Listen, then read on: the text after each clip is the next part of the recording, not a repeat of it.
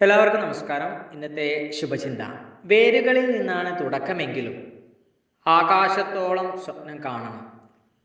ചില്ലകളിലൂടെ വളർന്ന് ഇലകളായി മാറി പൂക്കളുടെ സുഗന്ധത്തിലൂടെ ആകാശത്തോളം വളരാൻ കഴിഞ്ഞാലോ?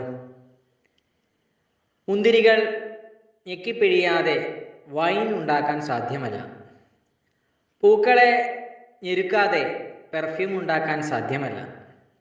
അതുകൊണ്ട് ജീവിതത്തിൽ സമ്മർദ്ദങ്ങൾ ഉണ്ടാകുമ്പോൾ ഭയപ്പെടാതിരിക്കുക. കാരണം അത് നിങ്ങളിലെ ഏറ്റവും നല്ലതിനെ പുറത്തു കൊണ്ടുവരും. മത്സ്യവും വിരുന്നും 3 ദിവസം കൊണ്ട് അഴുകാൻ തുടങ്ങും. എപ്പോൾ വിട പറയണമെന്ന് അറിയുന്നവനാണ് ഒരു നല്ല അതിഥി. ഇഷ്ടപ്പെടാത്ത അതിഥിയായി എവിടെയും ചെല്ലരുത്. അതിഥി എന്ന നിലയിൽ പ്രിയങ്കരനായിരിക്കാൻ അവിടെ ചിലവിടുന്ന സമയം കുറയ്ക്കുക. എല്ലാവർക്കും നന്മകൾ ഉണ്ടാകട്ടെ.